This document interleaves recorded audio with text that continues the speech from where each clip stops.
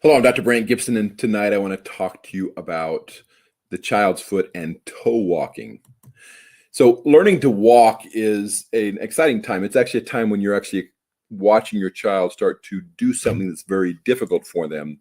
They will fall multiple times and they'll get back up and learn how to get their balance, learn how to figure that all out.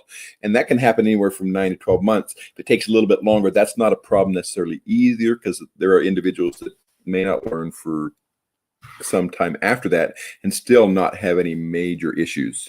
But even at that point, kids, as they learn to walk, don't have the normal adult style walk.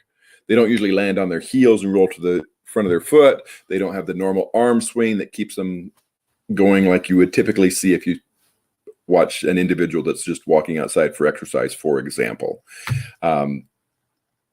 Because of that, a lot of times when you have a child, especially a young child that's just learning how to walk, they will appear to be walking more on their toes, and that could be completely normal, a normal variant. Walking on their toes, it could be not anything abnormal at all. The truth is that it's somewhere between 18 and 24 months when most individuals will truly walk, where they land on their heel and roll forward like they should. So that's part of the process. That's part of what's going on. And so toe walking in an early child is not something to be concerned about unless it's like a rigid toe walk. You can get a toe walking rigidity because of cerebral palsy, for example. You can get weakness toe walking, where initially they were walking normal and then they start to go up on their toes because of weakness from muscular dystrophy. Some individuals with autism or on the autism spectrum disorder range can actually get some toe walking as well, just because that's how they're more comfortable. But you can also get to the point where you're toe walking because of a tight Achilles tendon or habit. The most common reason that kids continue to walk after 24 months or a couple years old on their toes is from habit, and they're doing this just because they've always walked and they're more comfortable that way. I have a daughter that walks on her toes when she's not in shoes, but when she's in shoes, she'll actually walk more normal.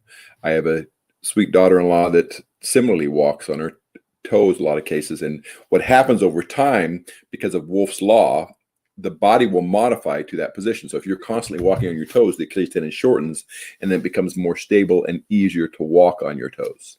And so it becomes more difficult to actually land on your heel and roll forward. So the idea, if you have a toe walker, someone that walks on their toes on a regular basis, they should be evaluated to say, is this a normal walk? Is this a muscle problem that's causing it? Or is this just a habit that they're doing? And they can walk on their heel to toe without a problem. They just like toe walking. And all those can be evaluated. If you find that it is a problem, and it's not necessarily a muscle problem, it's just a tight Achilles tendon problem or a habit problem, what can you do to change it? There are a couple of different options. One is you can have them practice by walking on their heels, where you basically have them walk on their heels and put their toes up, and you actually have them do that multiple times a day to basically over time lengthen that Achilles tendon back out. Again, that's using Wolff's law to determine that if you put something in a position and you keep repeating it, the body will modify to that new position.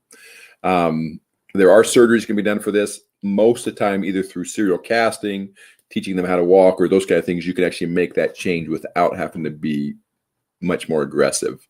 So, do you have a toe walker? If your child is toe walking and it's early on, they just learned how to walk, that could be completely normal. Do you have a toe walker that it's become a habit? Then there's things you can do to break that habit. This is Dr. Brandt Gibson. This is your Podiatry Tips Day 295, the child's foot.